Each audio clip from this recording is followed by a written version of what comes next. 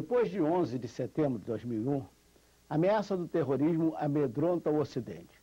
Conversa Política recebe o criminalista Luciano Saldanha Coelho. Doutor Luciano, a legislação brasileira está preparada para enfrentar a ameaça do terrorismo? Poderíamos dizer que o Estado brasileiro, né, está preparado para controlar, né, e combater o terrorismo. Mas a legislação não é muito antiga, né, de um período onde não havia tanta ameaça, onde o mundo ainda não tinha vivido a situação da queda das Torres Gêmeas. A legislação, quando nós falamos em legislação, nós falamos de uma unidade que na verdade não existe, porque o Código de Processo Penal é de 1940, né? Mas depois disso, né, você vê um crescente, né, um crescente aumento da legislação processual para exatamente combater esse aspecto, se adaptando. Eu faço essa pergunta porque algumas autoridades de segurança têm se preocupado muito com a fronteira tríplice do Brasil, que envolve o Brasil, a Argentina e o Paraguai. E dizem, afirmam até que alguns setores do terrorismo internacional estão se adaptando às condições daquela região para promover e exportar mesmo terrorismo para o mundo. O Brasil tem uma legislação criminalista internacional para impedir que um desses estrangeiros, possivelmente estrangeiros, estariam se envolvendo com essa prática de terror internacional? O Estado brasileiro ele está preparado. O Estado brasileiro ele tem uma legislação, né, que não é só para o terrorismo, né, é para o combate de qualquer tipo de crime, qualquer tipo de criminoso, né, incluído aí o próprio terrorismo. Mas nós não temos assim, por exemplo, como alguns países, vamos dizer até de primeiro mundo, tem a ação de combate ao terrorismo, chegando ao ponto de ter até o crime ser pago com a própria vida, que é pena de morte. Nós não temos isso, somos muito flexíveis, até o próprio Supremo Tribunal Federal, com a chamada progressão, hoje leva que o criminoso, aquele que praticou um crime hediondo, possa ir para a rua a médio prazo, diríamos assim. Não existe isso, aspecto. Muita flexibilidade em relação à criminalidade. A chamada flexibilidade, né, é uma expressão do modelo que foi colocado para o nosso Estado, que é o modelo do Estado de Direito. O Estado de Direito é um Estado em que você tem a limitação do poder de punir.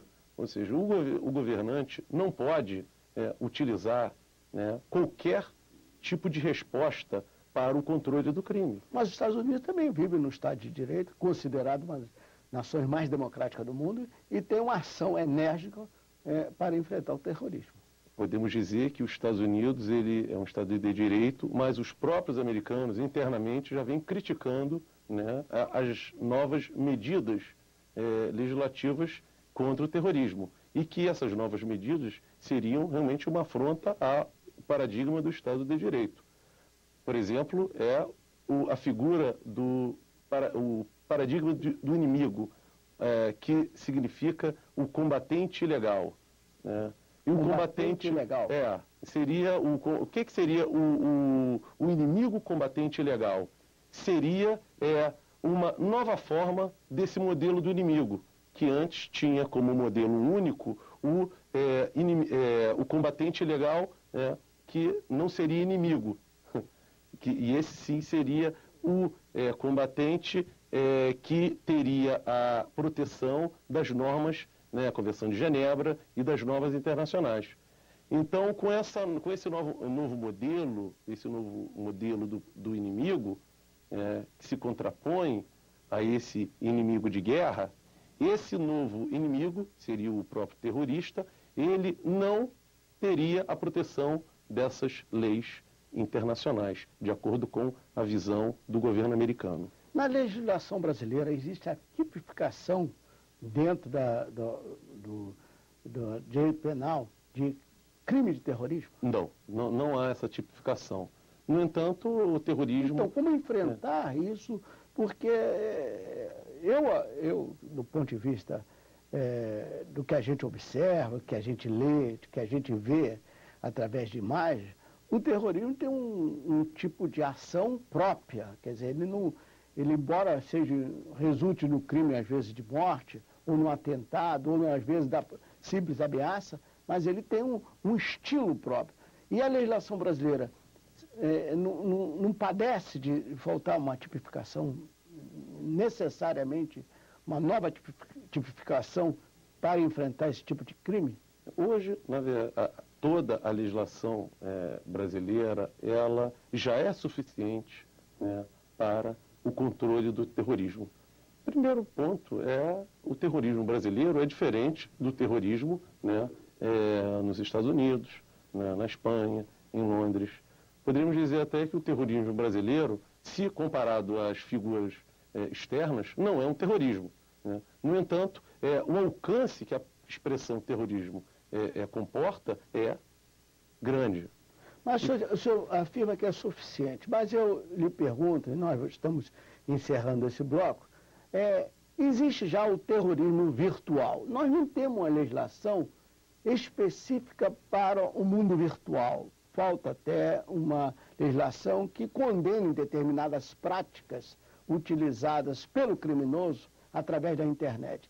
Eu gostaria de abordar no próximo bloco como é que se proceder, tendo em vista, quer dizer, o Estado brasileiro proceder, tendo em vista a ausência de uma legislação até para o mundo virtual, em relação ao terrorismo que possa acompanhar esse mundo e, em particular, aqui na realidade brasileira. A gente volta já já com o criminalista Luciano Saldanha Coelho.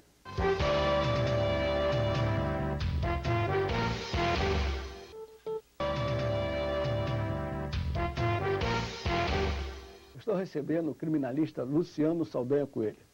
Doutor Luciano, nós falávamos no bloco anterior, encerrando o bloco, sobre uma legislação específica voltada para a internet. A utilização da internet como um meio de atentados terroristas, do ponto de vista de ameaças e práticas que hoje estão ocorrendo em várias partes do mundo. O Brasil carece de uma legislação específica para esse segmento, não? O que eu vejo em relação à internet é a importância, menos em relação à questão da ameaça, e mais em relação à própria comunicação, né, entre terroristas. Quando você consegue interceptar, né, uma informação, você tem uma vitória. E toda a investigação sobre terrorismo, né, é uma investigação que tem como objetivo, né, frustrar um ataque terrorista. Ou seja, você tem medidas preventivas, né, e também repressivas. Mas a medida repressiva, a medida preventiva, quando bem trabalhada, ela tem um resultado maravilhoso. Mas a legislação brasileira, e eu insisto com o senhor, que exige vários aspectos para caracterizar o crime na sua essência e levar o criminoso para a cadeia. Quer dizer, no caso da utilização da internet, como aquilo é um mundo virtual, e não existe a legislação estabelecendo parâmetros para esse mundo virtual.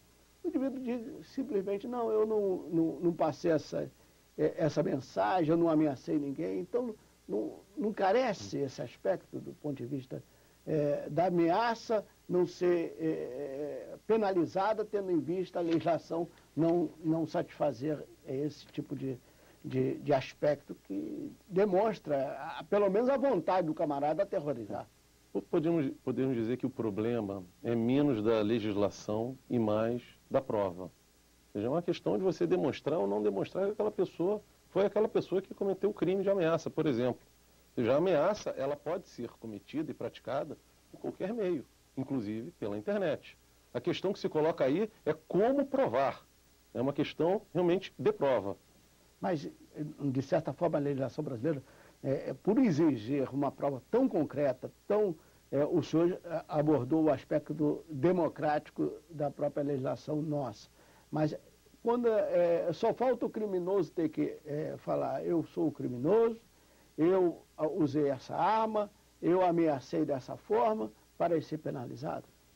Na verdade, não. O nosso sistema de avaliação de prova, ele dá total liberdade para o juiz decidir segundo o convencimento dele. O juiz ele não está subordinado a nenhuma prova. Não há na nossa legislação nenhuma prova absoluta. Todas as provas são relativas. E subjetivas também? Não, relativas. Relativas. A subjetividade está no convencimento, mas qual a forma de você controlar uma decisão judicial? Por meio da motivação dela. Por isso que o nosso sistema, que é do livre convencimento, é o livre convencimento motivado. Ele está, o juiz, livre para decidir, no entanto, obrigado a motivar, ou seja, indicar os motivos que o levaram a decidir dessa ou daquela forma. Se o sistema policial entra na casa do indivíduo e ele vê lá fitas com imagens de Bin Laden, fitas exaltando o Hezbollah, o Hamas, isso caracterizaria o envolvimento do indivíduo com o crime internacional do terrorismo? Isso, efetivamente, não. Você tem em casa filmes a respeito do Bin Laden ou de qualquer pessoa que seja ou do regime stalinista ou do próprio regime nazista, ou, no caso do terrorismo hoje... Mas há casos de indivíduos que cultuam um regime nazistas e que já foram condenados. Claro, mas isso não quer dizer que quem tem material, por exemplo, de vídeo em casa a respeito disso, não quer dizer que seja a favor, pode ser exatamente contra. Ou seja, até você pode ter isso para criticar. Aliás, para criticar, você necessita ter conhecimento. Como pesquisa. Claro. Quer dizer, não caracterizaria como crime? Não, isso não. Isso aí você precisaria ter algum outro fato ou fatos que indicassem, né, a prática de algum crime. E se através da internet o indivíduo começar a buscar sites para se comunicar com, imaginamos, uma situação extrema do terrorismo, tentar um comunicado com a Al-Qaeda do Bin Laden? A comunicação por si só, ela não leva, né, a uma conclusão de que essa pessoa esteja participando, né, de uma organização criminosa. Mesmo que a organização seja assumidamente terrorista dentro da ótica do Ocidente. Claro, sem problema. Que essa ótica também vai variar, né, para alguns segmentos islâmicos não consideram terrorismo, né? É claro. Por exemplo, um jornalista que queira entrevistar o Bin Laden, como já ocorreu isso, ele teve que fazer o contato, teve pessoalmente um contato com o Bin Laden, e isso não significa que o jornalista, né, tem algum tipo de participação no terrorismo. O senhor abordou o aspecto do jornalista. O jornalista que se infiltra, por exemplo, dentro de uma rede terrorista, que ele está pesquisando a rede terrorista, e antes de ser a matéria dele ser veiculada, ele é descoberto dentro. Como ele pode se afastar do envolvimento, como pode saber que ele estaria envolvido com a rede terrorista ou estaria apenas, mesmo que a organização que ele trabalha, a organização jornalística que ele trabalha, não saiba, mas que ele estaria fazendo uma pesquisa? E nós estamos voltando